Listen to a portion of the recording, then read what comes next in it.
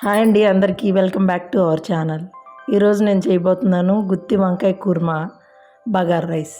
గుత్తి వంకాయ kurma first tomato onions వేయించుకుని grind చేసి పెట్టుకుందాం. ఒక గిన్నెలో వాటర్ పోసుకుని దాంట్లో సాల్ట్ వేసుకుని వంకాయలు కట్ చేసుకుని పెట్టుకుందాం. వంకాయలు సాల్ట్ వేసి పెట్టాలండి, లేదంటే కండ్రెక్కిపోతుంది. ఇప్పుడు బాండీ పెట్టుకుందాం. స్టవ్ వెలిగించుకుని బాండీ పెట్టుకుని తగినంత ఆయిల్ పోసుకుందాం. ఆయిల్ పోసుకుని ఇప్పుడు గుత్తి వంకాయలు తీసి వేయించుకుందాం. కొంచెం పసుపు ఉప్పు వేసుకుని బాగా మెత్తబడే వరకు వేయించుకుందాం. బాగా కలిపేసేసి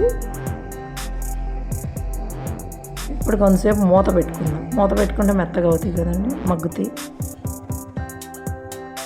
అయిపోయినాయండి, వేగినాయి ఒక బౌల్లోకి తీసుకుని పక్కన పెట్టుకుందాం. అదే ఆయిల్లో ఇప్పుడు గ్రైండ్ చేసి పెట్టుకున్నాం పేస్టు, ఆనియన్స్ టమాటో, ఆ పేస్ట్ వేసేసుకుని వేయించుకుందాం. దాంట్లో కూడా కొంచెం ఉప్పు, కొంచెం సాల్ట్ వేసుకుందాం. కరివేపాకు వేసుకొని పచ్చిమిర్చి వేసుకున్నాను.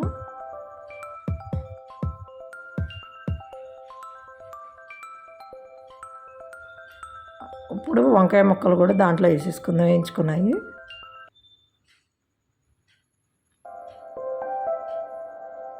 వేసేసుకుని వాటర్ కొంచెం తగినంత పోసుకుందాం, దాన్ని ఉడికేంతవరకు. ఇప్పుడు కారం వేసుకుందాం. 2 టేబుల్ స్పూన్స్ కారం వేసుకుందాం. బాగా కలిపేసేసి కొంచెం చింతపండు రసం కూడా దాంట్లో పోసుకుందాం. ఒక లెమన్ సైజ్ అంత చింతపండు తీసుకోవాలండి, దాన్ని కూడా వేసేసుకోవాలి ఇసుకేసి. ఇప్పుడు కొంచెం సాల్ట్, కొంచెం గరం మసాలా, సాల్ట్ చాలపోతే కొంచెం వేసుకున్నాం. గరం మసాలా, కరివేపాకు వేసుకున్నాం. అయిపోయింది, గ్యాస్ బంద్ చేసేసాను. వంకాయ కుర్మా అయిపోయింది. ఇప్పుడు బగార్ రైస్ కావాల్సింది కుక్కర్ పెట్టుకుని కొంచెం ఆయిల్ వేసుకున్నాం. దీంట్లో కోల్ గరం మసాలా వేసుకున్నాం. అవి వేగిన తర్వాత దాంట్లోనే ఆనియన్స్ పచ్చిమిర్చి వేసేసుకున్నాం.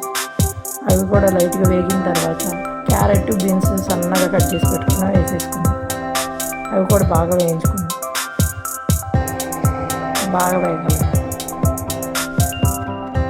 స్టవ్ సిమ్లో పెట్టుకుని కొంచెం మగ్గించుకున్నాం. ఇప్పుడు దాంట్లో కొంచెం సాల్ట్ వేసుకున్నాం.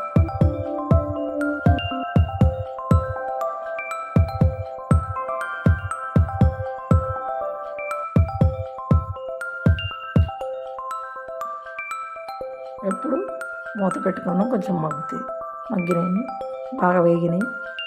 ఇప్పుడు దీంట్లో గరం మసాలా వేసుకుందాం. 2 టేబుల్ స్పూన్స్ గరం మసాలా వేసేసుకుందాం. 2 గ్లాసెస్ ఆఫ్ వాటర్ పోసుకుందాం. గ్లాసున్నర రైస్కి 2 గ్లాసెస్ వాటర్ పడతాయండి. ఇప్పుడు రైస్ వేసేసుకుందాం. వాటర్ మరిగింది కదా, దాంట్లో రైస్ వేసుకుందాం. రైస్ వేసి బాగా కలిపేసి మూత పెట్టేసుకుందాం. కుక్కర్ మూత పెట్టుకుని ఒక 2 విజిల్స్ సరిపించుకుందాం.